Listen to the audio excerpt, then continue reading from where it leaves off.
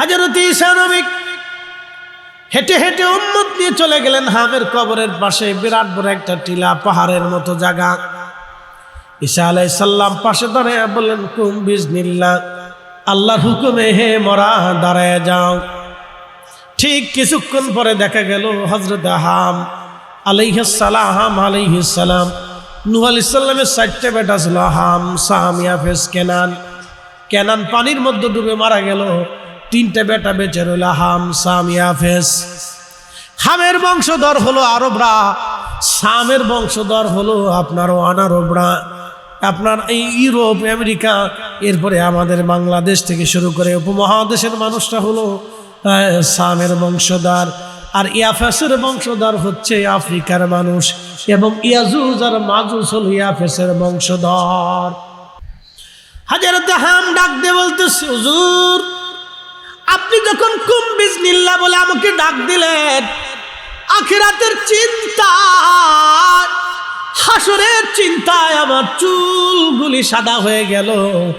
একবার জোরে বলা যাবে কি আল্লাহু আকবার? আমার হাসরের চিন্তায় চুলগুলি সাদা হয়ে গেল। হাসরের ভয়াবহতায় আমার চুলগুলি সাদা হয়ে গেল।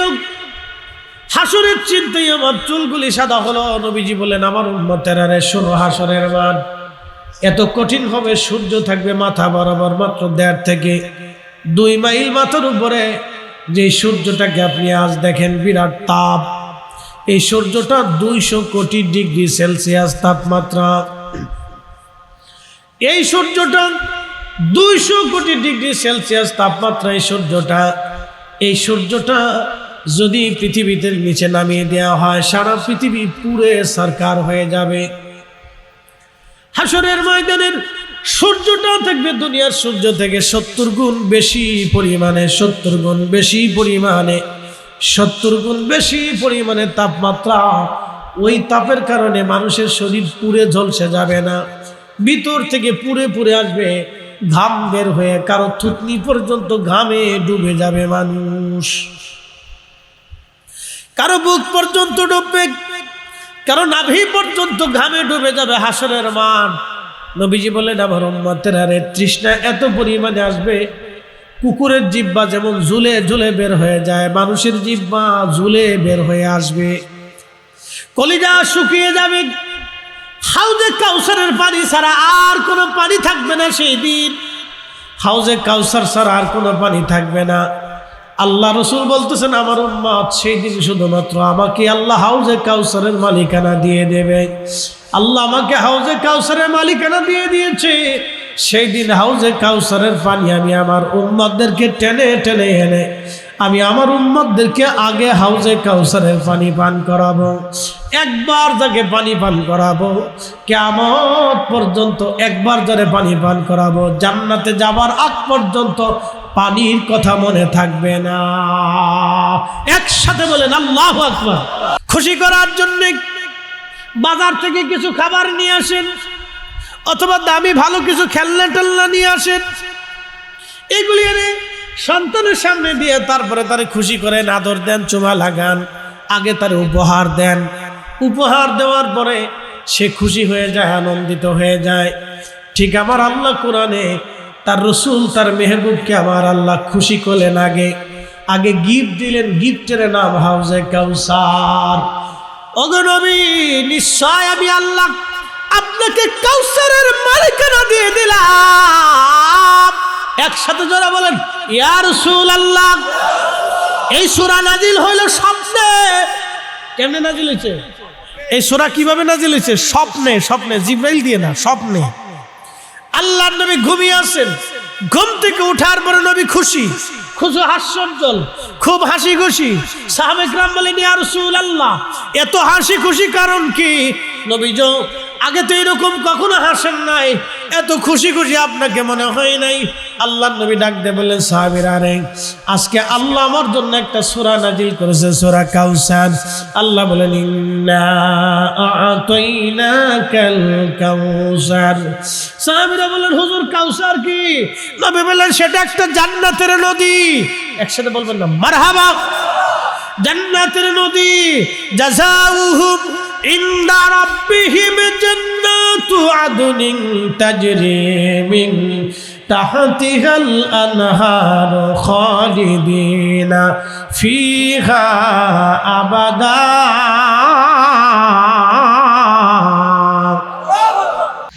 আল্লাহ রাসূল বললেন, সাহাবীরা আমার হাউজে কাউসার দিছে। বলে জান্নাতের একটা নদী, এই নদীর ভিতরে দুধের নহর হবে, পানির নহর, শরবত হবে, মধু হবে, আর পানি এতটাই স্বচ্ছ, নদীর নিচটা আমার আল্লাহ মণিমুক্তা দিয়ে গঠন করবে। নদীর দুই পাশটা স্বর্ণ দিয়ে নির্মাণ হবে, নদীর পেয়ালাগুলি দামি দামি জহরত মণিমুক্তা দিয়ে, হীরার টুকরা দিয়ে বানানো হবে। এই নদীর পানি এতই বরকতময় হবে, এই নদীর পাশে সুন্দর সুন্দর পাখি থাকবে, পাখিগুলি দেখতে এত সুন্দর হবে, পাখিরা এত সুন্দর, এই পাখি যারা খাবে তাদের চেহারাও আল্লাহ আরো সুন্দর করে দেবে। হযরত ওমর ডাক দিয়ে বলেন, ইয়া রাসূলুল্লাহ, ওই পাখি কি আমরা খেতে পারবো? বলে, হ্যাঁ ওমর, খেতে পারবা। তবে ওমর শুনে রাখো, আল্লাহ আমাকে মেরাজে রাত্রিবেলা জান্নাতে ঘুরায় দেখাইছে, আমি এই আমার হাউজে কাউসারের পাশে যাইয়া আমি হাত দিয়ে আমার হাউজে কাউসার ঘুরে ঘুরে দেখে দেখে আসছি। এই পানির ঘ্রাণ এতই চমৎকার, মিশক আম্বরের চাইতেও বেশি পরিমাণে ঘ্রাণ হবে পানি। একবার জোরে বলা যাবে কি মারহাবা। প্রিয় নবী বললেন, সাহাবীরা এই হাউজে কাউসার জান্নাত থেকে আমার আল্লাহ হাসরের মাঠে প্রবাহিত করবে। একসাথে বলবেন আল্লাহু আকবার। এই হাউজে কাউসারের মালিকানা আল্লাহ আমাকে দিয়েছে হাসরের ময়দানে। এর একক কর্তৃত্ব আমার, আমি যাকে খুশি তাকে নিয়ে হাউজে কাউসারের পানি পান করাবো। তবে সাহাবীরা শোনো, সবার আগে আমি নবী আমার উম্মতকে পানি পান করাবো। সাহাবীরা বলেন, হুজুর এত কোটি কোটি উম্মতের ভিড়ে আপনি আপনার উম্মত কিভাবে চিনবেন? নবীজি জবাব দিয়ে বলেন, সাহাবীরা রে, আমি আমার উম্মত এমন ভাবে চিনব, আমার উম্মতরা 5 ওয়াক্ত নামাজ পড়বে, নামাজের কারণে তাদের ওযুর জায়গাগুলি নূর চমকাইতে থাকবে। একসাথে বলবেন আল্লাহু আকবার। চেহারায় নূর চমকাবে, ওযুর জায়গাগুলি নূর চমকাবে, অন্য কোনো উম্মতের নূর চমকাবে না, শুধু আমার উম্মতের নূর চমকাবে। আমি নবী আমার উম্মতদেরকে টেনে টেনে ধরে ধরে নিয়ে হাউজে কাউসারের পানি পান করাবো।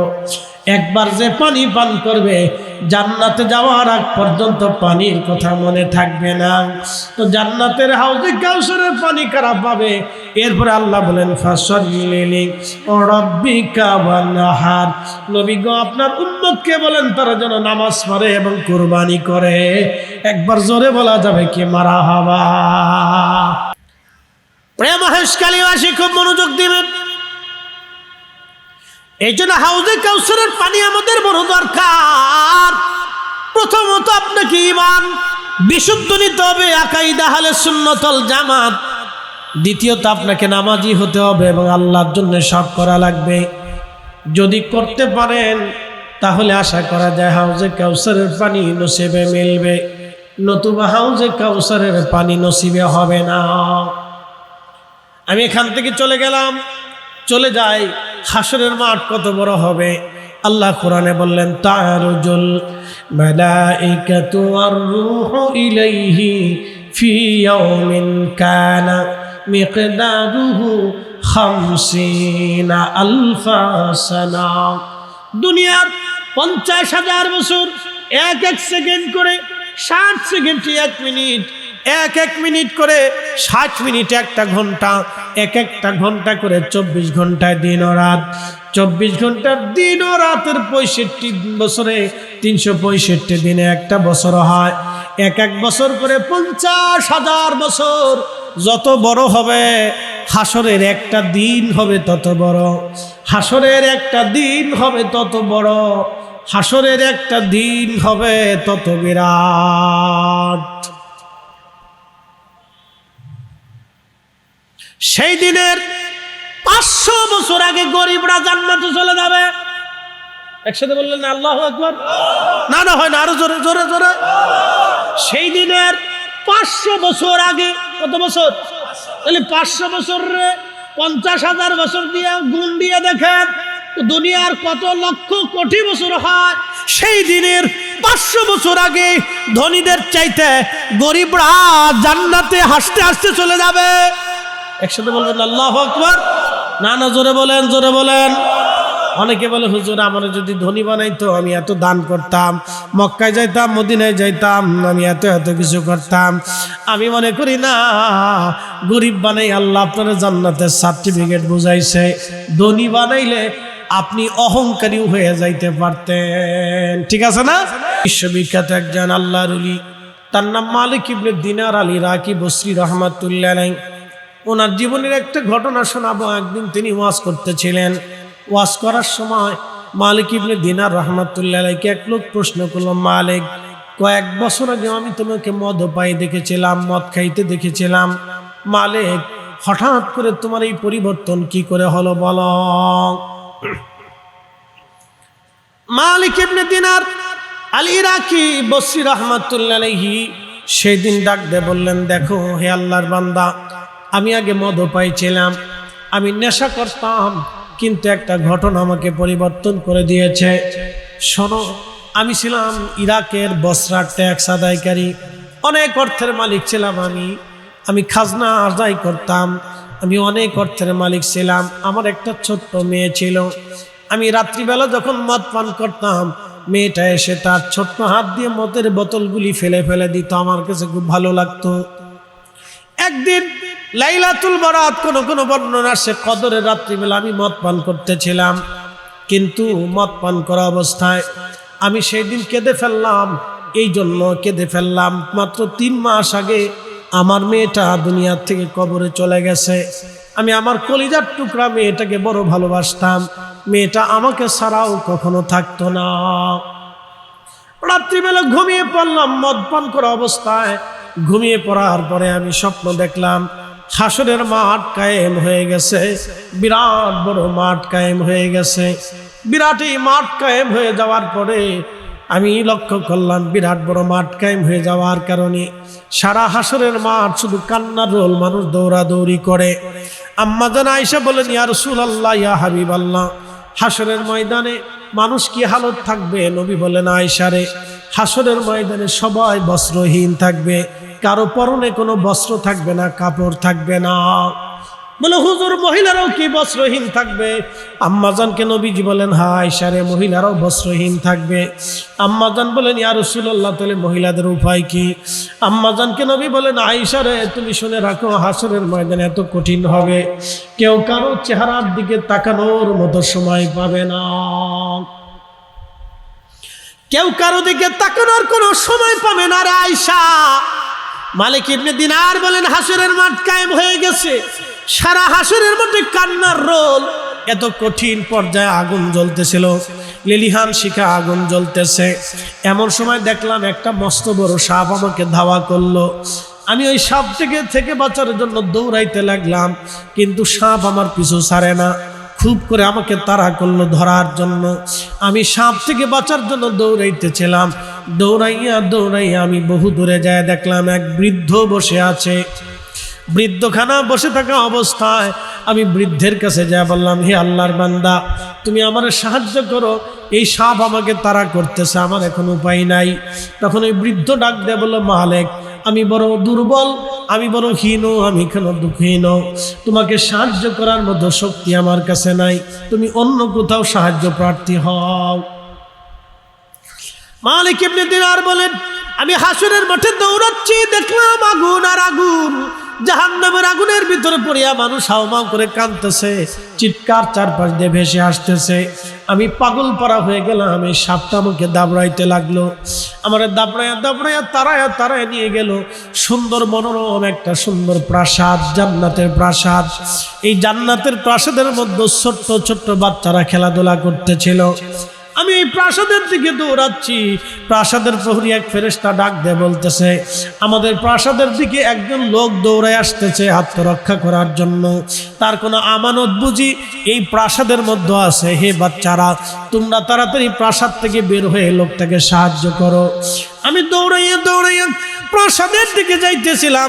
প্রাসাদের দিকে যখন দৌড়াইয়া যাই, যাওয়ার পরে আমি দেখলাম ছোট ছোট বাচ্চারা প্রাসাদের ভিতর থেকে দৌড়ায় আসতেছে।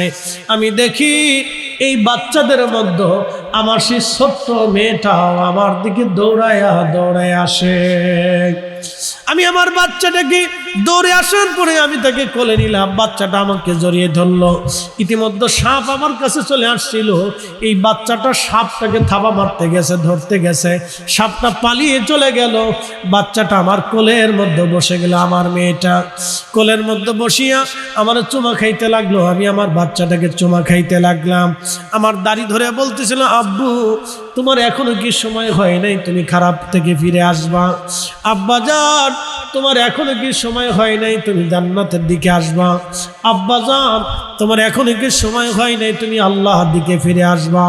আব্বাজান তোমার এখনো কি সময় হয় নাই, রাসূলের সুন্নতের দিকে ফিরে আসবা? মালিক ইবনে দিনার আর ইরাকি ডাক দিয়ে বলতেছে, মা তোমার দুইটা প্রশ্ন করি মা, আমারে বলো। আব্বাজান কি? প্রথমত সাপ আমারে তাড়া করলো। মারে ওই সাপটা কেন আমারে তাড়া করলো? তখন মেয়েটা ডাক দিয়ে বলে, আব্বাজান এই সাপ হলো আপনার জীবনের বদামল, আপনি অনেক গুনাহ করে ফেলছেন আব্বাজান। আজকে এই গুনাহটাকে আল্লাহ স্বর্ণ আকৃতি দিয়ে আপনাকে ধাওয়া করতেছিল। আব্বা যদি সাপের কবলে পড়ে যাইতেন আর কোনোদিন দুনিয়ায় ফিরে যেতে পারতেন না। আব্বাজান জাহান্নাম ছাড়া আপনার আর কোনো রাস্তা ছিল না। মারে বুঝতে পারলাম। তারপরে বলো, বৃদ্ধ লোকের কাছে সাহায্যের জন্য গেলাম। ওই বৃদ্ধ লোকটা কে মা, তুমি দয়া করে আমাকে বলো। মেয়েটা ডাকতে বলতেছে, বাবা ওই বৃদ্ধ হচ্ছে আপনার নেকামল, আপনি তাকে বৃদ্ধ বানায় ফেলছেন, দুর্বল করে ফেলছেন। মা বাবা ওই বৃদ্ধ, এই জন্য আপনার কোনো সাহায্য লাগে নাই, কাজে লাগে নাই। তখন ডাক দিয়ে বললো, মা রে এই সুন্দর প্রাসাদ কিসের? বলে এটা জান্নাতের প্রাসাদ। মারে এত ছোট ছোট বাচ্চারা এই জান্নাতের প্রাসাদের মধ্যে কেন? বলে আব্বাজান মায়ের কোল থেকে ছোট্টকালে নাবালে খাওয়ার আগে যেই বাচ্চারা মারা যায়, আমার আল্লাহ তাদেরকে জান্নাতি বানায়া দেয়। কিছু সময় আগে আমার মিজানুর রহমান আল কাদরি ভাই দলিল দিয়ে গেছে, বালেগের জন্য কোনো প্রশ্ন নাই, নাবালেগের জন্য কোনো প্রশ্ন নাই, বিনা প্রশ্নে আল্লাহ তাদেরকে জান্নাত দিয়ে দেবে। একবার জোরে বলা যাবে কি আল্লাহু আকবার? মালিক ইবনে দিনার ডাকতে বলতেছে, মা ও মা বলো এই প্রাসাদের মধ্যে কারা? বলে আব্বাজান ছোট ছোট নাবালেগ কালে যারা মারা গেছে, মায়ের কোল খালি করে আসছে, আল্লাহ তাদেরকে প্রাসাদের মধ্যে পাঠিয়ে দিয়েছে জান্নাতের বাগানে। আমরা এখানে একসাথে খেলাধুলা করি, একসাথে খাই, আল্লাহ আমরা জান্নাতের ভিতরে বিচরণ করায়। ও আব্বাজান আমি আপনার ছোট্ট সন্তান, কলিজার টুকরা, ছোট্ট কালে মারা যাওয়ার কারণে আল্লাহ আমারেও জান্নাতি বানায় দিয়েছেন। আব্বাজান আজকে যদি আমি না থাকতাম তাহলে আপনার জাহান্নাম ছাড়া আর কোনো রাস্তা ছিল না। মা আব্বা আজকে আমার কারণে সাপ পালায় চলে গেছে। আব্বাজান ফিরে আসেন আল্লাহর দিকে, আর আপনি গুনার কাজ করবেন না। মালিক ইবনে দিনার রাহমাহুল্লাহ বলতেছেন, আমি স্বপ্ন থেকে উঠে গেলাম, ঘুম আমার ভেঙে গেল। ঘুম ভেঙে যাওয়ার পরে আমি তওবা করলাম, সেজদায় পড়ে গেলাম, আল্লাহ জীবনে আর কোনোদিন গুনাহ করব না, আল্লাহ জীবনে আর কোনোদিন গুনাহ করব না। আমি তওবা করে ভালো হয়ে গেলাম, আমি তওবা করে ভালো হয়ে গেলাম। এ আল্লাহর বান্দা তুমি ঠিক বলেছ, কি 1 বছর আগে আমি মদ পাইছিলাম, কিন্তু আমি আমার নিজের পরিবর্তন করে সব কিছু ছেড়ে দিয়ে জাহিদ হয়ে গেছি, আল্লাহর পথের প্রতীক হয়ে গেছি। আমি আল্লাহকে খুশি করার জন্য রাস্তায় বের হয়ে গেছি। যারা দুনিয়াকে লাথি মেরে আল্লাহকে খুশি করে তারা জাহিদ হয়ে যায়। কুতুবদিয়ার মালিক শাহ রাহমাতুল্লাহ আলাইহি তিনি জাহিদ ছিলেন, দুনিয়া বিরাগী আল্লাহর ওলি ছিলেন, দুনিয়ার দিকে তাকাইতেন না। বহু আল্লাহর ওলি হযরত শাহজালাল ইয়ামিনী মুজারিদি জাহিদ ছিলেন, দুনিয়া বিরাগী ছিলেন। 360 আউলিয়া জাহিদ ছিলেন, দুনিয়া বিরাগী ছিলেন। তাদের হাতের মধ্যে সাম্রাজ্য ছিল, কিন্তু সাম্রাজ্য কোনো দিন নাই। শাহজালাল ইয়ামিনী ইচ্ছা করলে সেকেন্দারের রাজপ্রাসাদে না বসে নিজে বসতে পারতেন। খাজা বাবা আজমিরি মোহাম্মদ ঘুরিকে রাজপ্রাসাদে না বসে নিজে বসতে পারতেন। কথা কন না কেন? আরে মুজাদ্দিদ আল ফেসানি সম্রাট আকবরকে বিদায় করিয়া জাহাঙ্গীরকে রাজপ্রাসাদে না বসে নিজে বসতে পারতেন, কিন্তু তারা রাজত্ব নেই নাই, তারা রাজ্য পরিচালনা করে নাই, তারা রাজাদেরকে কন্ট্রোল করত। কথা বলেন ঠিক কিনা? আল্লাহর নবী হাউজে কাউসারের পানি পান করাচ্ছে, ঠিক এমন সময় একদল উম্মত দৌড়ায় যায়, সহিহ মুসলিমের হাদিস, দৌড়ায় নবীজির কাছে যাচ্ছে। সামনে পর্দা পড়ে গেল। নবী বলেন, উম্মতি উম্মতি, এরা আমার উম্মত, আমার উম্মত। ফেরেশতারা বলেন, না ইয়া রাসূলুল্লাহ, এরা আপনার উম্মত বটে, কিন্তু আজকে হাউজে কাউসারের পানি তাদের বরাদ্দ নাই। বলে কেন? বলি ইয়া রাসূলুল্লাহ, আপনার ইন্তেকালের পরে এরা নতুন নতুন মতবাদ চালু করেছিল, নতুন নতুন আকীদা প্রতিষ্ঠিত করেছিল। নবী, আপনি যা বলেন নাই তারা বলেছিল, আপনি যা বলেন নাই তারা সেটা বানিয়েছিল। হুজুর, আপনি যেটা বলেন নাই সেটা তারা বলেছিল। যেমন একদল আছে আমাদের দেশে বুকে হাত বেঁধে নামাজ পড়ে, এদের আকীদা হলো আল্লাহর নবীর আব্বা আম্মা দুইজন কাফের, জাহান্নামী। আসতে বলেন কেন? জোরে জোরে জোরে জোরে জোরে। রসুলের আব্বা আম্মারে কাফের বানায় কেউ জান্নাতের আশা করতে পারে? কিয়ামত পর্যন্ত নামাজ হবে। শয়তানকে এবার নামাজ পড়, তোর নামাজে বাধা দিব না। শয়তানকে বলবে তোর নামাজে বাধা দিব না, তোর রোজায় বাধা দিব না, তোর জিকিরে বাধা দিব না, তোর যত মন চায় হজ কর, আমি তা বাধা দিব না, কিন্তু তোর গোড়ার থেকে একবারে কেটে দিছি, পানি যত ডালিস জীবনে আর গাছের পাতা জন্মাবে না। কি কথা বুঝছেন নি আপনারা? গোড়া কেটে দিছি, শয়তানকে তোর গোড়া কেটে দিছি, তোর ঈমান আকীদা শেষ করে দিছি, যা এবার যতবারই সেজদা দে, অসুবিধা নেই, শেষ করে দিছি, তোর গোড়া শেষ করে দিছি, যা যতদূর পারিস তুই একবারে সেজদা দে, ও কোনো অসুবিধা নেই, তোর নামাজ ঠেকাবো না, যা। কিন্তু তোর গোড়াকে একবারে গোড়ার থেকে কেটে দিছি, এবার পানি যত ঢালবি গাছের কখনো আর পাতা জন্মাবে না, ওটা দিন দিন শুকায় শেষ হয়ে যাবে, কারণ তোর গোড়ার থেকে কেটে দিছি, তোর ইমান থেকে কেটে দিছি। আপনি ভাবতে পারেন রসুল করিমের আব্বা আম্মাকে জাহান্নামী বলে আপনি জান্নাতের আশা করতেছেন? শয়তান হাসে, কয় বাপ রে বাপ, আমি 9 লক্ষ বছরে সিটারি করি নাই, আর এত 60 বছরের জীবনে সিটারি করতেছে। কি কথা কর না কেন? 60 বছরে সিটারি করতেছে। এই জন্য ইমান বড় দামি জিনিস। সেই সময় আল্লাহর নবী বলবেন, সুহকান সুহকান, দুরহা দুরহা লিমান গায়রা বাদি, আমার ইন্তেকালের পরে, আমার পরে তোরা নতুন নতুন মতবাদ চালু করেছিল, সুহকান দূর হয়ে যা। আজকে আমার দরবারে কোনো হাউজে কাউসারের পানি তোমাদের জন্য মিলবে না। নামাজ পড়বে হাউজে কাউসার পাবে না, রোজা রাখবে হাউজে কাউসার হবে না, যাকাত দিবে হাউজে কাউসার হবে না, হজ করবে হাউজে কাউসার হবে না। খালি শুধু আকীদার জন্য আহলে সুন্নাত ওয়াল জামাতের অনুসারী না হওয়ার কারণে। কথা কন না কেন? ঠিক কিনা? ফয়সালা আমার না আল্লাহর। আল্লাহর ফয়সালা, আমাদের কোনো ফয়সালা নেই। এবার ভালো লাগলে আসেন, না লাগলে চলে যান, অসুবিধা নেই। এটা নিয়ে আমরা চিন্তিত না, কারণ মনে রাখবেন আহলে সুন্নাত ওয়াল জামাত ছাড়া কোনো মা ওলির জন্ম দিতে পারে নাই। পারছে? কোন মা ওলির জন্ম দিতে পেরেছে? কখনো পারে নাই। ওই যে কুতুবদিয়ার হযরতে মালিক শাহ রহমাতুল্লাহ আলাইহি, বলেন তো আল্লাহর কুতুব, আল্লাহর বন্ধু, আল্লাহর কুতুবুল ইরশাদ, আল্লাহর মহান ওলি, বলেন আপনি উনি আল্লাহর ওলি, এতে কি কোনো সন্দেহ আসেনি আপনাদের?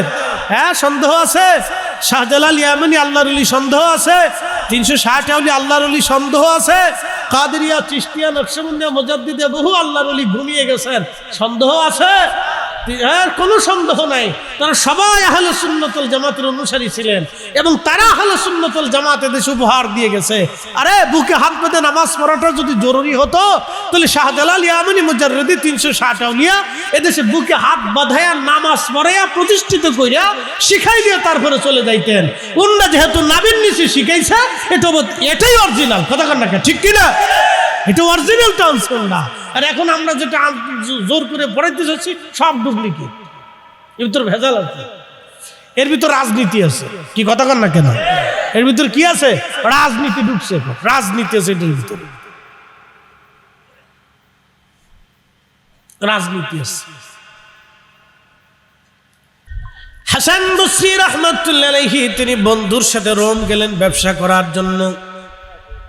তিনি অনেক বড় ব্যবসায়িক ছিলেন, স্বর্ণের ব্যবসা করতেন, মণিমুক্তার ব্যবসা করতেন, হীরার ব্যবসা করতেন। তিনি ছোটখাটো ব্যবসা না, বিরাট বড় ব্যবসা তার। রোম দেশে গেছেন ব্যবসার জন্য।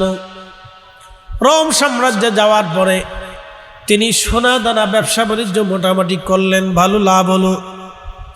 একদিন তিনি তিনার বন্ধু বললেন, বন্ধু চলো আজ রোম রাজার বাড়িতে যাব। সাম্রাজ্যের বাড়িতে যাওয়ার পরে তারা লক্ষ্য করলেন একটা তাঁবু টানানো আছে। এই তাঁবুর ভিতরে একটা কবর আছে, সুন্দর সুন্দর এক প্রাসাদ নির্মাণ করা, সৌধ নির্মাণ করা। এর চারপাশ দিয়ে দেখলেন অনেক সুন্দরী নারীরা কি যেন পড়লো আর কাঁদতে লাগলো, আর চারপাশ দিয়ে সুন্দরী নারীরা ঘুরতে লাগলো। সুন্দরী রমণীরা ঘোরার পরে এরপরে আসলো বৃদ্ধরা। অনেক বৃদ্ধ, দেখতে মনে হলো তারা অনেক বড় শিক্ষিত এবং জ্ঞানী। তারাও চারপাশ দিয়ে ঘুরতে লাগলো এবং কাঁদতে লাগলো, কি যেন বললো, তারাও চলে গেল। হযরত হাসান বসরি বলতেছেন, আমি বুঝলাম না তারা কি বলে, তাদের ভাষায় তারা কি বলে আমি বুঝলাম না, তারা কেন কাঁদে আমি তাও বুঝলাম না। এরপরে দেখলাম এক সৈন্যদল আসলো। এই সৈন্যদলের আর চারপাশ দিয়ে ঘুরলো, কি যেন বললো আর কাঁদতে লাগলো, চলে গেল। এরপরে দেখলাম রাজা এবং রানী নিজেরা আসলো। তারা চারপাশ দিয়ে ঘুরতে লাগলো, কি যেন বললো, কেঁদে কেঁদে তারাও চলে গেল। হাসান বসরি ডাক দিয়ে বলেন, বন্ধু বিষয়ে সে কি বলবানি? বন্ধু আমার বলো। আমি তাদের ভাষা বুঝলাম না, তাদের এই রীতিটাও আমি বুঝলাম না, কি কারণে তারা এই পাশ দিয়ে ঘুরলো। এই কবর সৌধ নির্মাণ করেছে তাঁবু টানাইয়া, চারপাশ দিয়ে তারা ঘুরলো আর কি যেন বললো, বলো কি? তখন বন্ধু ডাক দিয়ে বললো, হাসান রে, এই কবর হচ্ছে এই রোম সাম্রাজ্যের যিনি রাজা, এই রাজার সন্তানের, তার একটা মাত্র সন্তান ছিল, আর কোনো সন্তান তার নাই। এই সন্তানটা মারা যাওয়ার পরে এখানে সৌধ নির্মাণ করা হয়েছে। এই কবরের চারপাশ দিয়ে প্রথম যে নারীরা আসলো, তারা এই রোম সাম্রাজ্যের সুন্দরী, বাছাই করা সুন্দরী মেয়ে। তাম রোম সাম্রাজ্যের বাছাই করা সুন্দরী মেয়েদেরা এই শাহজাদা যিনি আছেন, রাজপুত্র যিনি মারা গেছেন, তার কবরের চারপাশ দিয়ে এই সুন্দরী নারীরা কাঁদলো এবং ঘুরলো আর বলল, রাজা গো,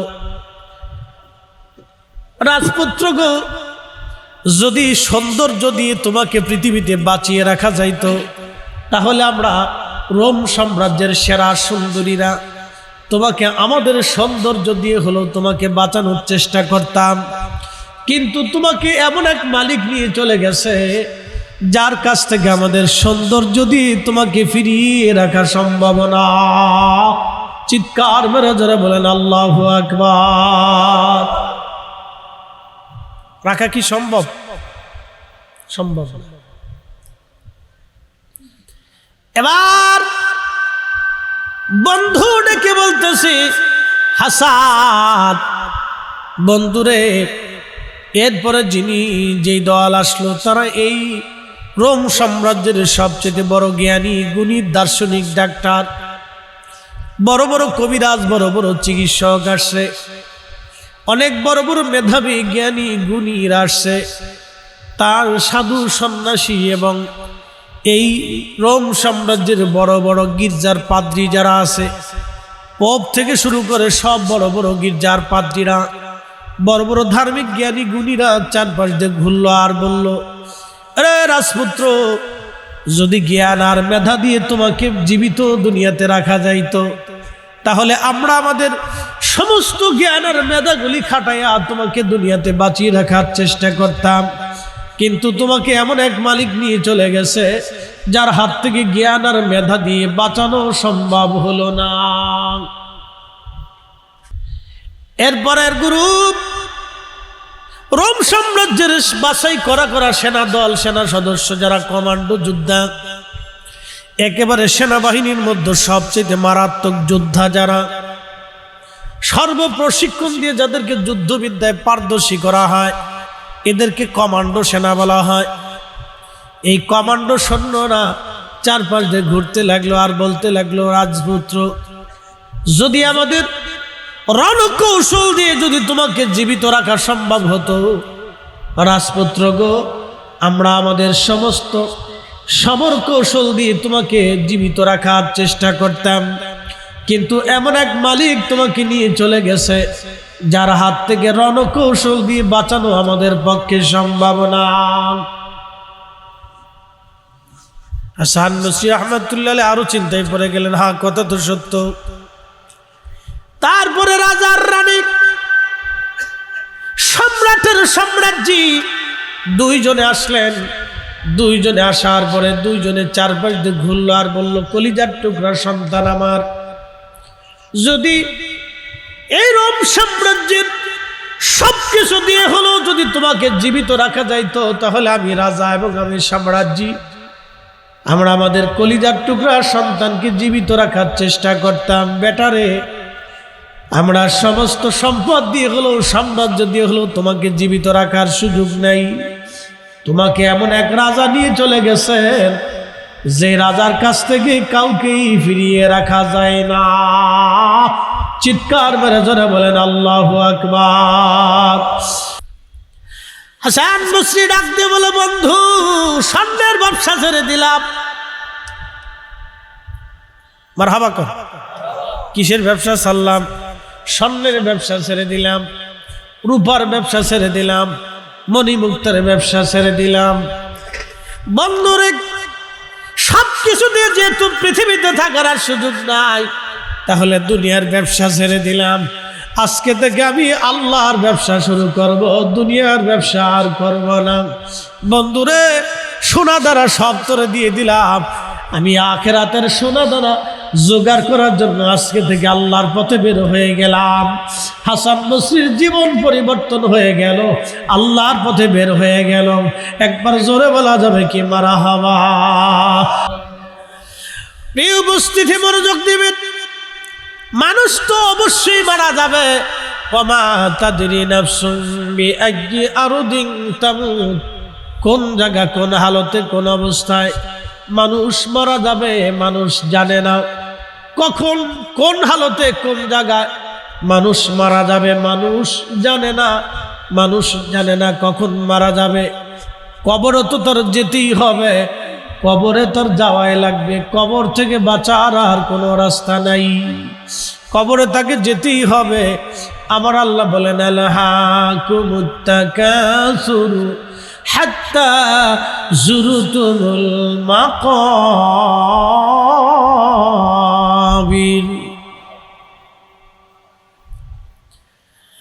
আল্লাহ ডাক দিলেন, মানুষ সম্পদের পিছনে দৌড়াইয়া, মানুষ সম্পদের পিছনে দৌড়াইয়া, সম্পদের পিছনে দৌড়াইয়া মানুষ আমি আল্লাহকে ভুলে যায়। কতদিন?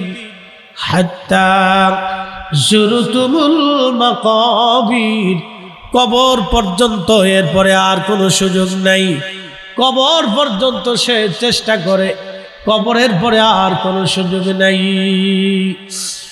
রব্বুল আলামিন বান্দাকে যখন কবরের মতো নেওয়া হয়, শুনে রাখবেন, মানুষ মারা যাওয়ার 24 ঘন্টা পর, কত ঘন্টা? 24 ঘন্টা পরে মানুষের পায়খানার রাস্তা দিয়ে একটা পোকা আসে। এই পোকা প্রধানমন্ত্রী চিনে না, এই পোকা রাষ্ট্রপতি চিনে না, এই পোকা প্রধান সেনাপতি চিনে না, এই পোকা ডিসিএসপি, এমপি, এরপরে মন্ত্রী চিনে না, এই পোকা আলেম ওলামা কাউকে চিনে না। এই পোকা একজনকে চিনে, তিনি আল্লাহ বলা আশিকে রাসূল। কথা বলেন ঠিক কিনা? এই পোকা অন্য কাউকে চেনে না। 24 ঘন্টা পরে পায়খানার রাস্তা দিয়ে তার পোকা বের হয়ে আসে। সমস্ত শরীরের মধ্যে পোকা ছড়িয়ে যায়। ছড়িয়ে যাওয়ার পরে এই পোকা থেকে গন্ধ সৃষ্টি হয়, দুর্গন্ধ বের হয়ে আসে। বন্ধু বলেন কেউ আপনাকে আর কাছে রাখবে না, আত্মীয় বলেন কেউ আপনাকে আর কাছে রাখবে না, কলিজার টুকরা সন্তান বলেন আপনাকে আর কাছে রাখবে না। প্রাণের বিবি 40 বছর ধরে যার সঙ্গে সংসার করেছেন সেও আর আপনাকে কাছে রাখবে না। সবাই শুধু বলবে তাড়াতাড়ি তাড়াতাড়ি কবরে নামাও, তাড়াতাড়ি কবরে নামাও, তাড়াতাড়ি কবরে নামাও। 24 ঘন্টা পরে মানুষের পায়খানার রাস্তা দিয়ে যে পোকা আসলো, এই পোকাটা 24 ঘন্টা পরে আসার কারণে তার সমস্ত শরীরে দুর্গন্ধ ছড়িয়ে যায়। এভাবে ছড়িয়ে যায়, আল্লাহ মানুষ আর পছন্দ করে না, মানুষ তাকে আর ভালোবাসে না, সবাই কবরে নিয়ে যেতে থাকে। কিন্তু মনে রাখবেন আশিকে রাসূল যারা, আল্লাহ বলা যারা, তাদের শরীরের পায়খানা রাস্তা দিয়ে পোকা কখনো আসে না। 1000 বছর কবরের মধ্যে থাকলেও পোকা আসে না। একসাথে জোরে বলা যাবে কি আল্লাহু আকবার? না না হয় না, আরো জোরে বলেন। রব্বুল আলামিন কুরআনুল কারীমের ভিতরে বললেন, ইয়া আইয়াতুহান নাফসুল মুতমাইন্না তুরজিই ইলা রাব্বিকি রাদিয়াতাম মারদিয়া ফাদখুলি ফি ইবাদি ওয়াদখুলি জান্নাতি।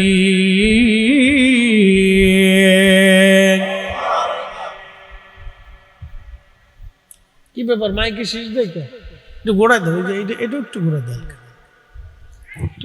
সামান্য 4 ইঞ্চি ঘোরাই দিলে শীষ দিয়ে। আল্লাহ ডাক দিলেন, ইয়া আইয়াতুহান নাফস,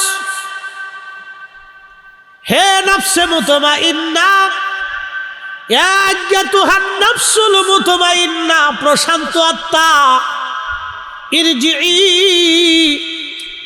আমার দিকে আসো, ইলা রাব্বিকি রাদিয়াতাম মারদিয়া, আমি আল্লাহর সন্তুষ্টির দিকে চলে আসো। একসাথে বলবেন আল্লাহু আকবার। ইরজিই, আমি আল্লাহর সন্তুষ্টির দিকে আসো। এই জন্য আশিক রাসূল যারা, তারা মরণকে ভয় পায় না। কথা কন না কেন, ঠিক কিনা? কারণ আশিক রাসূল জানে আমার মরণের পরে কবরে আমার রাসূল কারীমের সাথে দেখা হবে। ঠিক কিনা বলে? হযরত উসমান গনি জিন্নুরাইন, ওনাকে যেদিন শহীদ করা হবে, শাহাদাতের দিন, ফজরের নামাজ পড়ে উনি কোরআন পড়তেছিলেন। উনি বেশিরভাগ সময় কোরআন তেলাওয়াত করতেন, কোরআন শরীফ পড়তেছিলেন। ঠিক এমন সময় কোরআন শরীফ পড়তে পড়তে হযরতে উসমান গনি জিন্নুরাইন ঘুমিয়ে পড়লেন। স্বপ্নের ভিতরে দেখতেছেন রাহমাতুল লিল আলামিন নবীজি তশরীফ এনেছে। কে আসতে হয়ে গেল না? জোরে বলেন না, আরো জোরে, আরো জোরে, জোরে জোরে জোরে জোরে বলেন ইয়া রাসূলুল্লাহ, আরো জোরে বলেন ইয়া রাসূলুল্লাহ। নবী আসেনি, আসেনি, আসবেনি, হ্যাঁ বলতেছি। হযরত উসমান গনি জিন্নুরাইন ঘুমিয়ে আছেন, নবীজি স্বপ্ন আসলেন। উসমান গনি সালাম দিলেন। নবীজি জিজ্ঞেস করলেন, উসমান কেমন আছো? বলি, ইয়া রাসূলুল্লাহ, দুনিয়ার জঞ্জাল আর ভালো লাগে না। বিদ্রোহীরা ওনার পুরা বাড়িটা ঘিরে ফেলে দিয়েছে। হযরত উসমান গনি আলী, ইমাম হাসান হুসেইন সমস্ত সাহাবীদেরকে বলে দিলেন, সাবধান, তোমরা বিদ্রোহ দমন করবে না, কারণ আমি আমার রাসূলের পবিত্র জবান থেকে শুনেছি আমি শহীদ হব। আল্লাহর কোরআন বলতেছে, ওয়ালা তাকুলু লিমান ইউকতালু ফি সাবিলিল্লাহি আমওয়াত,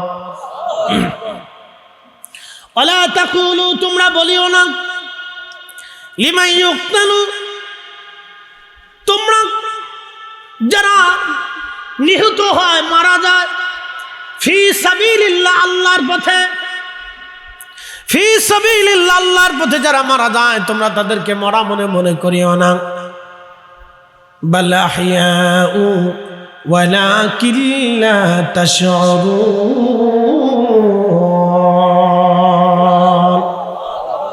বরং তারা জিন্দা। তারা কি? একসাথে বলেন, তারা কি? ফয়সালা কি আমাদের না আল্লাহর? আমাদের না আল্লাহর? তাহলে এই জন্য তাদের শরীরে পোকা লাগে। প্রিয় উপস্থিতি, তাদের শরীরে পোকা লাগে না, তাদের শরীরে পোকা লাগে না, শরীর পচে না। আল্লাহ বলেন ওয়ালাকিন লা তাশউরুন, তোমরা সেটা বুঝো না, তোমরা অনুধাবন করো না। তারা জিন্দা, তারা জিন্দা। মহেশখালীবাসী মনোযোগ দিবেন। উপস্থিতি হাজিরিন, কবরের জিন্দেগিতে আমাদের চলে যেতে হবে। কবর আমাদের সত্য। এই কবরে চলে যাওয়ার পরে, নামানোর পরে মাত্র 3 দিনে আপনার পেটটা ফেটে যাবে। 2 মাসের মধ্যে সমস্ত গোশতগুলি মাটির সাথে মিশে যাবে। 1 বছরের মধ্যে সমস্ত হাড়গুলি, শক্ত হাড় ব্যতীত অন্যান্য সব হাড়গুলি সব মাটির সাথে মিশে যাবে। একজন মানুষের জিন্দেগি শেষ, একজন মানুষের সব শেষ। হাজার হাজার কোটি টাকা থাকবে কিন্তু কোনো কাজে লাগবে না। হাজার হাজার কোটি টাকা থাকবে কিন্তু কোনো কাজে লাগবে না। শত শত কোটি টাকা থাকবে, কোনো ফায়দা হবে না। মহেশখালীবাসী মনোযোগ দিবেন। এই কবর বড় কঠিন জায়গা, কবর বড় কঠিন। উসমান গনি জিন্নুরাইন রাদিয়াল্লাহু আনহু কবরের পাশে দাঁড়ায় কাঁদতেন। সাহাবীরা এসে বলতেন, আমিরুল মুমিনিন, জিন্নুরাইন 2টা নূরের অধিকারী আল্লাহ আপনাকে করেছেন। আল্লাহর হাবিবের 2 জন নূর কন্যা নবীজি আপনার সাথে মহব্বত করে শাদী দিয়েছেন। আল্লাহ রসুল আরো বলতেন, আমার আরো যদি কন্যা থাকতো আমি উসমানের সাথে বিয়ে দিতাম। আপনি ভদ্র সাহাবী, আল্লাহ রসুল আপনাকে এত ভালোবাসতেন, আপনি কবরের পাশে দাঁড়ায় দাঁড়ায় থরথর করে কাঁপেন কেন? উসমান গনি জিন্নুরাইন বলতেন, সাহাবীরা রে, আমি আমার মাসুক নবীর জবান থেকে শুনেছি কবর হচ্ছে প্রথম ঘাঁটি। এই কবরের প্রশ্নের জবাব যদি কেউ দিতে পারে, বাকি মঞ্জিলগুলি তার জন্য সহজ হয়ে যাবে। আর এই কবরের প্রশ্নের জবাব যদি দিতে না পারে গো, বাকি মঞ্জিলগুলি তার জন্য বড় ভয়াবহ হবে। আমি উসমান গনি কাঁদি এই জন্যে, আমি উসমান গনি কাঁদি এই জন্যে, আমি উসমান কাঁদি এই জন্যে যাতে আমার কবরের আযাব প্রশ্নের জবাব আমি দিতে পারবো কিনা আমি ভয়ে কাঁদি। একবার জোরে বলা যাবে কি আল্লাহু আকবার? তারা এইভাবে আল্লাহকে ভয় করতেন। সাহাবী রাসূল উসমান গনি জিন্নুরাইন রাদিয়াল্লাহু আনহু স্বপ্নে বলতেছে, ইয়া রাসূলুল্লাহ, দুনিয়ার জঞ্জাল আমার কাছে ভালো লাগে না। নবী বললেন, উসমান তুমি কি থাকবে না চলে আসবে? স্বপ্নে সে বলতেছে, উসমান তুমি কি থাকবে না চলে আসবে? বলে, না ইয়া রাসূলুল্লাহ, আমি আর দুনিয়াতে থাকবো না নবীজি, আমি চলে আসতে চাই। আল্লাহ নবী বললেন, উসমান তুমি তো রোজা রাখছো, শোনো উসমান, তাহলে তুমি চলে আসো। আজকে আমি আর তুমি 2 জনে সন্ধ্যাবেলা জান্নাতের ভিতরে তুমি আর আমি একসাথে ইফতার করব। একবার জোরে বলা যাবে কি মারহাবা? ঘুম ভেঙে গেল উসমান গনির। ঘুম ভেঙে যাওয়ার পরে উসমান গনি জিন্নুরাইন রাদিয়াল্লাহু আনহু বিবিকে ডেকে বলেন, বিবি রে, আজকে আমার সময় শেষ, গোসলের পানি আসেনি, আমার আগে গোসল করা। বলে, স্বামী গোসলের পানি নাই। পানি নাই আপনি জানেন? তোলে শোনো, আমার শেষ দিন।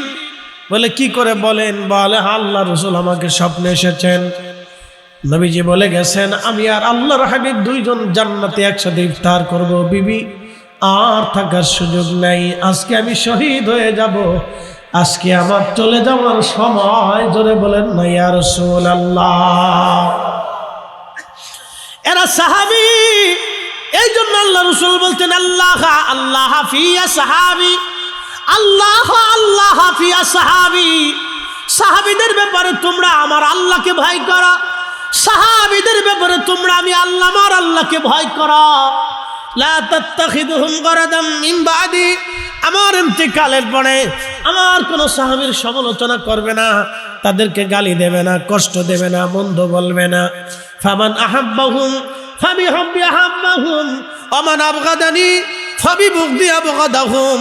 যে আমার সাহাবীদেরকে ভালোবাসবে সে আমি রাসূলকে ভালোবাসবে, যে আমার সাহাবীদেরকে কষ্ট দিবে সে আমি নবীকে কষ্ট দেবে। এই জন্য সাহাবীদেরকে গালি দেওয়া যাবে না, কষ্ট দেওয়া যাবে না, তারা আমাদের সত্যের মাপকাঠি। কথা বলেন ঠিক কিনা? রব্বুল আলামিন কোরআনে বললেন ওয়া ইদাল কুবুর বুসিরাত, কবর উদ্বেলিত হয়ে যাবে, সমস্ত কবর থেকে মানুষ উঠে উঠে হাসরের দিকে দৌড়াইতে থাকবে। আলিমাত নাফসুম মা কদ্দামাত ওয়া আখারাত, মানুষ তখন জানতে পারবে সে কি আগে পাঠাইলো পরে পাঠাইলো, তার আমলগুলি কি। মানুষ তখন জানতে পারবে তার আমলের হালত কি। খুব মনোযোগ দেবেন প্রিয় উপস্থিতি, কথা শুনতে বড় ভয়ানক লাগবে। এই কবর হাসর বড় ভয়ানক জায়গা, হাসরের ময়দান বিরাট ভয়াবহ। কত বড় লম্বা হবে হাসরের ময়দান, উদ্দোলিত হবে। নবীজি বললেন সেই দিনে কারো চুল যদি কাঁচা থাকে পেকে সাদা হয়ে যাবে, গর্ভবতী নারীর ভয়ে গর্ভপাত হয়ে যাবে, আর জোয়ান মানুষগুলি তাড়াতাড়ি বৃদ্ধ হয়ে যাবে। শ্রেষ্ঠ নবী দিলাম রে তরিয়ে নিতে রোজা হাসরে, শ্রেষ্ঠ নবী দিলাম রে তরিয়ে নিতে রোজা হাসরে। পথ না ভুলি তাই তো দিলে পাক কুরআনের বাণী, খুদা তোমার মেহেরবানি। সুন্দর ফল মিঠা নদীর পানি, খুদা তোমার মেহেরবানি। তুমি কতই দিলে রতন ভাই বাড়াদার পুত্র স্বজন, খুদা পেলি অন্ন যোগাও মানি চাই না মানি, খুদা তোমার মেহেরবানি। সুন্দর ফল মিঠা নদীর পানি, খুদা তোমার মেহেরবানি। হাউজে কাউসার মীর বংশ বলে বলে নবীকে কষ্ট দেয়, আল্লাহ নবীর মন বেজার। কিন্তু নবীজির মন আল্লাহ বেশি সময় পর্যন্ত বেজার রাখেন নাই। আল্লাহ মনটাকে খুশি করার জন্য প্রথমে আল্লাহ বলেন ইন্না আ'তাইনাকাল কাউসার, নবী গো নিশ্চয় আমি আল্লাহ আপনাকে হাউজে কাউসার দান করে দিলাম। জোরে বলা যাবে কি মারহাবা? এই আমার দিকে তাকান, এখানে একটা ব্যাখ্যা আছে। বলে ব্যাখ্যা কি বুঝে? বাবা সন্তানকে বেশি ভালোবাসে, কথা ঠিক আছে না? মা সন্তানকে বেশি ভালোবাসে। এই দেখেন, সন্তান কাঁদলে মার কলিজায় ব্যথা লাগে, বাবা কাঁদলে মার কলিজায় সন্তান কাঁদলে বাবার কলিজায় ব্যথা লাগে। আপনি আপনার ছোট্ট মেয়েটাকে একটা থাপ্পড় মারছেন, ও কান্নাকাটি করতেছে, যত সময় ওরে খুশি না করবেন তত সময় আপনার অন্তরে খারাপ লাগতে থাকে, চিনচিন করে ব্যথা লাগতে থাকে, খুব কষ্ট হইতে থাকে, কথা ঠিক আছে না? যে ওরে কেমনে খুশি করবে। কি পরে? নামাজ পড়ে, আল্লাহ রাহে কুরবানি করে। কুরবানি তো হন আল্লাহর জন্য না, কুরবানি ফিরিসের জন্য। কি কথা কর না কেন? কুরবানি কি আল্লাহর জন্য আছে? কুরবানি এখন ফিরিজের জন্যই গেছে। কুরবানির ভিতর রাজনীতি ঢুকছে, কুরবানির ভিতর সমাজনীতি ঢুকছে, কুরবানির ভিতর ফাল্লাফাল্লি ঢুকছে, কুরবানির ভিতরে আপনার ওই কি বলে কার কতটা বড় করে কিনতে পারে, পাল্লা দিতে পারে, এটার ভিতর কুরবানি ঢুকছে। এরকম কুরবানি কিয়ামত পর্যন্ত দিবেন, শুধু পশু জবাই দিবেন কিন্তু কুরবানি হবে না। কুরবানি হবে রাহে লিল্লাহ, একমাত্র আল্লাহর জন্য, আল্লাহকে খুশি করার জন্য। সালাতের ভিতরে রাজনীতি ঢুকছে, রাজনীতির নামাজ, সামাজিক নামাজ, বিয়েই নামাজ, বিপদের নামাজ, ঠেলার নামাজ, চোরের নামাজ, জুতা চোরের নামাজ। কি কথা কন না কেন? আবার আছে পরীক্ষার নামাজ, পরীক্ষা আসলে দেখবেন ছেলে নামাজে ঢুকছে, একবার রেজাল্ট দেওয়ার আগ দিন পর্যন্ত খুব নামাজ পড়ে, রেজাল্টও শেষ, নামাজও শেষ। রেজাল্ট দেওয়ার আগ দিন পর্যন্ত আল্লাহরে বুঝায়, আল্লাহ তুমি কিন্তু দিও, আমার বালা রেজাল্ট দিও। রেজাল্ট শেষ, নামাজ শেষ। আবার কিছু আছে সামাজিক নামাজ, বলে এটা হুজুর কি? এই সামাজিক নামাজ হলো সমাজে সমাজে বইছে, এখন এক জায়গায় সালিশ দরবার চলতেছে, চিন্তা করলো নামাজ যদি না পড়ি তো সমাজ কি করবে, তো সেটা সমাজের ডরে নামাজে গেছে, আল্লাহর ডরে যায় নাই। আর আকাশ হলো বতরে নামাজ, সিজনওয়ালি নামাজ। বলে সিজনওয়ালি নামাজ কি? শুধু জুমার দিনে নামাজ পড়ে, বাকি ওক্ত আর খুঁজে পাওয়া যায় না। কি কথা কর না কেন? বাকি ওক্তে তারে আর খুঁজে পাওয়া যায় না। এটা হচ্ছে সিজনওয়ালি নামাজ, শুধু জুমার নামাজে আসে, বাকি ওক্তে তারে আর খুঁজে পাওয়া যায় না। এই নামাজ ফাওয়াইলুল লিল মুসাল্লিন, লোক দেখানো নামাজি, এটা দিয়ে নামাজ দিয়ে কাজ হবে না। এই জন্য আল্লাহ রাসূলকে আল্লাহ বললেন, হাবিব আপনি বলেন ফাসাল্লিলি ফাসাল্লিলি, তারা যেন আমার জন্য নামাজ পড়ে, ওয়ানহার কুরবানি করে, তাহলে হাউজে কাউসারের পানি তাদের নসিবে আসবে। একসাথে বলবেন না মারহাবা? না না, আরো জোরে বলে। এখন হাউজে কাউসারের পানি কারা পাবে না? এটা শুনে রাখেন, এটা কারা পাবে না? অনেক মানুষ পয়সাওয়ালা হইলে কি হয়ে যায়? অহংকারী হয়ে যায়, মাটিতে আর পা পড়ে না, এমন বাপ নইলিস, বাপরে বাপ কি জমিদার, ইস ইস তোর বাপ কি? না না না, এগুলি করলে 7-8 পয়সা মূল্য দেয়, 4 পয়সা মূল্য দেয়। অহংকারীকে আল্লাহ পছন্দ করেন, এগুলি করবেন না, সাবধান। আপনাদেরকে বলে দিয়ে যাচ্ছি, পয়সা যত হোক, অর্থ সম্পদ আল্লাহ দেয়, যত হাজার কোটি টাকার মালিক হন না কেন, সাবধান, আপনাকে বিনয়ী হতে হবে, নিরহংকার হতে হবে, নিরহংকার হতে হবে, বিনয়ী হতে হবে আপনাকে। যত বড় অর্থের মালিক হন, আপনাকে বিনয়ী হতে হবে। পৃথিবী বিখ্যাত বাদশা ছিলেন হযরতে খলিফা হারুন রশিদের স্ত্রী জুবাইদা। যদি কোনোদিন মক্কায় যান তো দেখবেন নহরে জুবাইদা এখনো আছে, আরাফাতের মাঠ পর্যন্ত নহরে জুবাইদা। যারা মক্কা মদিনায় থাকছেন, চাকরি করছেন, তারা জানেন নহরে জুবাইদা এখনো আছে। 25 কিলোমিটার ব্যাপী বিরাট বড় লম্বা একবারে ঝর্ণা থেকে আরাফাত পর্যন্ত একটা নহর তৈরি করে দিয়েছিলেন। আরাফাতের মাঠে হাজিরা আসলে পানির কষ্ট হবে, সেই জন্য তিনি নহর তৈরি করে দিয়েছিলেন। সেই জমানাতে তিনার নিজের অর্থ দিয়ে নহরে জুবাইদা, তাহাজ্জুদ গুজারি নারী ছিলেন তিনি, কিন্তু রাজকোষ থেকে একটা অর্থ নিতেন না, রাষ্ট্রীয় কোষাগার থেকে টাকা নিতেন না। আচ্ছা বলেন তো, আপনাদেরকে একটা প্রশ্ন করি, রাষ্ট্রের অর্থ যদি আপনি 1 টাকা নিয়ে যান, তাহলে এই 1 টাকার ভিতরে ভাগ আছে কত কোটি মানুষের? 18 কোটি। কিয়ামতের ময়দানে এই 18 কোটি মানুষ রাষ্ট্রের ওই যে লোকটা টাকা চুরি করছে তার বিরুদ্ধে আল্লাহর কাছে মামলা দিবে। আল্লাহ ওই রাষ্ট্রের অর্থ চুরি করছিল 1 টাকা, ওই আমি ওই ভাগ পাই, আমার দিতে কর। বুঝেন নাই মনে হয়? কত কোটি মানুষ মামলা দিবে? 18 কোটি। এই জন্য রাষ্ট্রের অর্থ কেউ যদি চুরি করে, তার মতো বুকা পৃথিবীতে আর কেউ নাই, এর মতো বলদ আর পৃথিবীতে কেউ নাই। আগে যারা চুরি করছে, ওরে বাপ রে বাপ, তার মতো বলদ আর পৃথিবীতে নাই।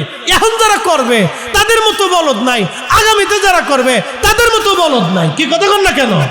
পৃথিবীর শ্রেষ্ঠ বুকা এরা, পৃথিবীর শ্রেষ্ঠ বুকা। নিজেরা ভোগ করতে পারবে না, সন্তান ভোগ করবে, আর মদ খাবে, আর আকাম কুকাম করবে। এই কথা কন না কেন? জোরে বলে। মানুষের হক নষ্ট করে রক্ত চুষে সন্তান কোনোদিন মানুষ হয় না। আমার চোখের নজরে কোনোদিন পড়ে নাই, মানুষ হয় না।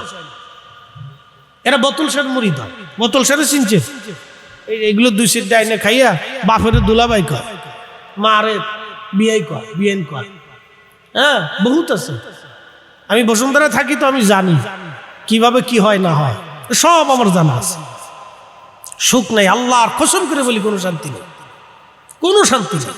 কদিন আগে দেখেন নাই, বাংলাদেশের এক চিত্র নায়িকা নায়কের শ্বশুর না বাপ নিজের গুলি করে মেরে ফেললো।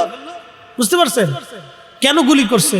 যে তার অর্থ সম্পদের কোনো শেষ নাই, কিন্তু সন্তান তারে দেখে না। এর চাইতে বড় দুঃখ কষ্ট পৃথিবীতে কিছু নেই। নিজে গুলি করে সুইসাইড করছে, তো ভিডিও দিয়ে যে আমি মরে যাইতেছি, তোরা দেখ। কেন মরতেছি? সন্তানের বিরহ বেদনায়। যা মরে গেল, শেষ। এরকম কত আছে তার কোনো হিসাব নেই।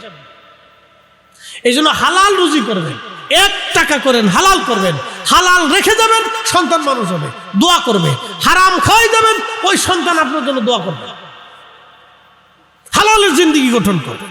অন্যের অর্থ সম্পদ মারবেন না, চুরি ডাকাতি করবেন না, অন্যের ক্ষতি করবেন না, উপকার করতে না পারলেও অন্যের ক্ষতি করবেন না। ক্ষতির চিন্তা মগজের ভিতরে আনবেনই না। এই লিপসা অন্তরের ভিতরে ঢুকাবেন না যে আমি তার ক্ষতি করবো, এই চিন্তা মগজের ভিতরে আনবেন না, এই ক্ষতির চিন্তা মগজ আনবেন না। এই জন্য আমরা সুন্নিরা রাজনীতি করি কিন্তু মানুষের ক্ষতি করি না। হ্যাঁ, কথা কন না, জোরে বলেন। পাইছেন আজ পর্যন্ত পাইছেন? এই যে কালকে যে ছেলেটাকে পিটিয়ে মারছে, কোনো আমাদের সুন্নিদের ইতিহাসে, কোন ইতিহাসে আপনি দেখবেন আছে? আমাদের ইতিহাসে আছে। ভিন্ন মত থাকতে পারে কিন্তু আমরা একটা থাপ্পড় আমার হাত দিয়ে জীবনে ভিন্ন মতের মানুষকে একটা থাপ্পড় পর্যন্ত দেই নেই, একটা গালিও কোনোদিন দিইনি। ভিন্ন মত আসছে, মত ভিন্ন হতে পারে, রাজনীতি ভিন্ন হতে পারে।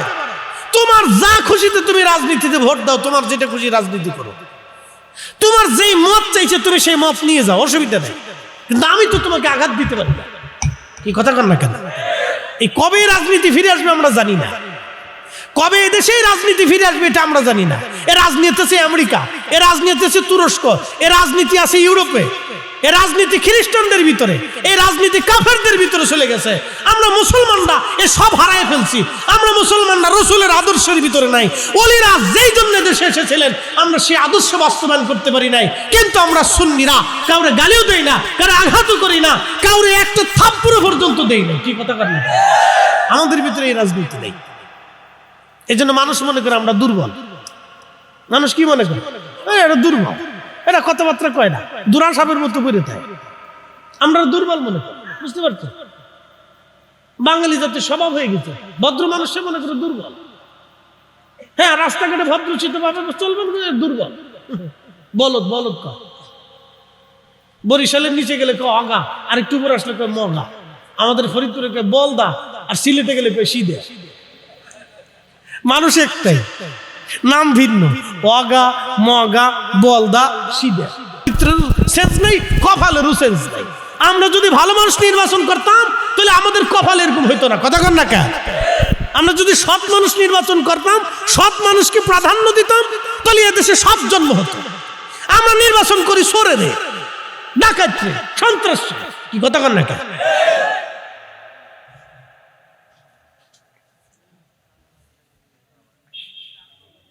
সালাতুন ইয়া রাসূলুল্লাহ আলাইকুম সালামুন ইয়া হাবিবাল্লাহ আলাইকুম সালাতুন ইয়া রাসূলুল্লাহ আলাইকুম সালামুন ইয়া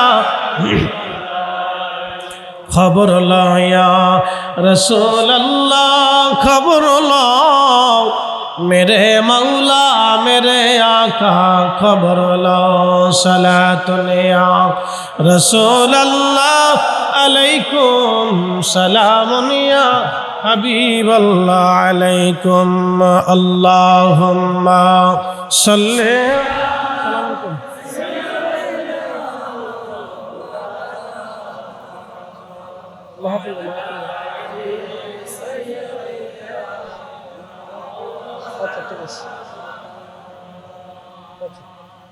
सलातुन या रसूलल्लाह अलैकुम सलामुन या हबीबल्लाह अलैकुम सलातुन या रसूलल्लाह अलैकुम सलामुन या हबीबल्लाह अलैकुम। এই জন্য আমরা সুন্নিরা, আমরা পীর মাশায়েখ যারা, তারা রাজ দরবার দখল করার চিন্তা কোনোদিন করে নাই। তারা রাজ দরবার দখল করতো না। এই জন্য পীর মাশায়েখ আউলিয়া کرام আতকিয়া মুজাবা জাহিদ যারা ছিল, ও মুসলমান, তারা দাঙ্গা হাঙ্গামা রক্তপাতকে পছন্দ করতো না। তারা মানুষদেরকে ভালোবাসা দিয়ে আল্লাহর দিকে মানুষকে ডাকতো। উদউ ইলা সাবিলি রাব্বিকা বিল হিকমাতি ওয়া মাউঈদাতিল হাসানা, সুন্দর শব্দমালা দিয়ে, উত্তম কথা দিয়ে, হিকমত দিয়ে তারা মানুষদেরকে আল্লাহর দিকে ডাকতো, তারা কারামত দিয়ে, সত্য দিয়ে, মহব্বত দিয়ে, আল্লাহর জজবা দিয়ে, কালবের মধ্যে জজবা মেরে দিয়ে, তাবাজ্জু দিয়ে মানুষকে আল্লাহর দিকে ডেকে নিয়ে আসতো। কথা বলেন ঠিক না? আল্লাহ আমাদেরকে সে ওলিদের প্রতি কবুল করুক, বলেন আমিন। তবে একটা কথা বলি, কোরআন সত্য না মিথ্যা? জোরে বলেন, জোরে জোরে জোরে জোরে, না জোরে বলেন, জোরে জোরে। আলা ইন্না আউলিয়া আল্লাহি লা খাউফুন আলাইহিম ওয়ালা হুম ইয়াহজানুন। আল্লাহর কালাম, আল্লাহ চিরস্থায়ী, কালামও চিরস্থায়ী। আল্লাহ সত্য, কালামও সত্য। এই কালামের মেয়াদ, এই কালামের হুকুমত কিয়ামত পর্যন্ত চলমান থাকবে। খুব ভালো করে শুনে যাবেন। আল্লাহ বলেন আলা ইন্না আউলিয়া আল্লাহ, তার অর্থ হলো কিয়ামত পর্যন্ত ওলি জন্ম হবে। কি কথা কন না কেন? কিয়ামত পর্যন্ত ওলিরা টিকে থাকবে। এই শোনেন, কিয়ামত পর্যন্ত কারা টিকে থাকবে? ওলিরা। জোরে বলেন, কিয়ামত পর্যন্ত কারা টিকে থাকবে? ওলিরা। জোরে বলেন, কারা? জোরে বলেন, কারা? লা খাউফুন, তাদের কোনো ভয় নাই, ওয়ালা হুম ইয়াহজানুন, তাদের কোনো চিন্তা নাই। তাহলে ওলিদের জামাত আহলে সুন্নাতুল জামাত, আহলে সুন্নাতুল জামাত কিয়ামত পর্যন্ত টিকে থাকবে। আমি ব্যাখ্যা দিয়ে শোনাচ্ছি। এখন কি বাংলাদেশের বয়স কত? 1971 সালে বাংলাদেশ তৈরি হয়েছে, বাংলাদেশের জন্ম।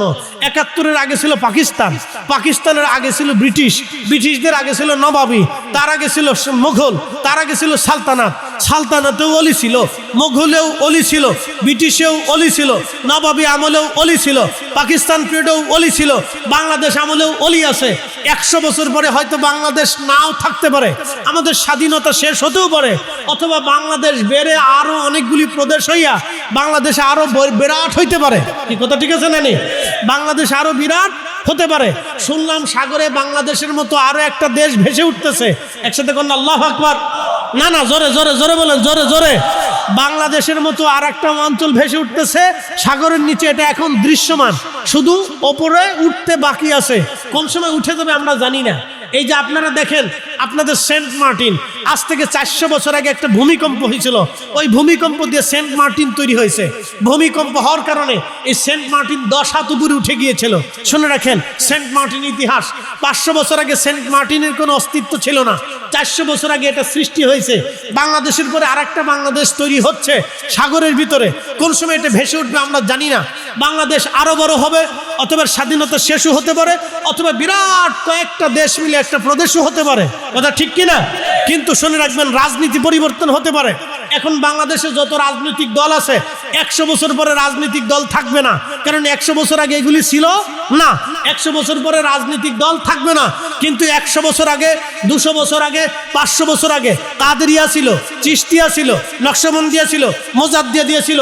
500 বছর পরেও কাদেরিয়া থাকবে, চিশতিয়া থাকবে, মোজাদ্দিদিয়া থাকবে, সোহরাওয়ার্দিয়া থাকবে, নিজামিয়া থাকবে, অলি থাকবে, অলিদের জামাত থাকবে, আহলে সুন্নাত ওয়াল জামাত টিকে থাকবে। আমরা এমন এক দল করি যে দল কিয়ামত পর্যন্ত টিকবে। কথা ঠিক না বেঠে? অতএব যে দল কিয়ামত পর্যন্ত টিকবে, আমরা সেই দলের অনুসারী। আল্লাহ আমরা কবুল করুক, সকলে বলে না আমিন। এখন এই জামাত কোনো রাজনৈতিক জামাত না, এই জামাত হচ্ছে ঈমানের জামাত। কথা ঠিক কিনা? কিসের জামাত? জোরে বলেন, কিসের জামাত? ঈমানের জামাত। আল্লাহ এই ঈমানের জামাতে আমরা কবুল করুক, সকলে বলে না আমিন। হাশরের ময়দান বড় কঠিন হবে। অনেক লম্বা ওয়াজ। মালিক ইবনে দিনার রাহিমাহুল্লাহ তওবা করলেন, ওলি হয়ে গেলেন। পৃথিবী বিখ্যাত বড় বড় জাহিদ আলেমরা তার প্রশংসা কিতাবের মধ্যে করছেন। ইমাম আবুল ফরাজ ইবনুল জৌজির মতো মুহাদ্দিস তার প্রশংসা করেছেন। আল উয়ুনুল হিকায়াতের ভিতরে, তারিখের ভিতরে, রিজাল শাস্ত্রের ভিতরে, তার জীবনীর ভিতরে বড় বড় ইমামরা প্রশংসা করেছেন। তিনি তিনার নিজের জীবনকে পরিবর্তন করলেন। আল্লাহ আমাদেরকে কবুল করুক, সকলে বলেন আমিন। আগামী 30/1/2 আগামী 30 এপ্রিলের 1-2 3 দিনের সুন্নতে ভরা ইজতেমা দাওয়াত ইসলামীর। এটা কোন জায়গা হবে? কর্ণফুলী নতুন উপজেলা স্বাস্থ্য কমপ্লেক্সের বিপরীতে, পাশে পাড়াবিল না, এখানে ইনশাল্লাহ হবে। আপনাদের দাওয়াত রইল। আল্লাহ সকলকে কবুল করুক, আমিন। আসেন নবীজিকে দাঁড়ায় সালাম জানাই, ইয়া নবী সালাম।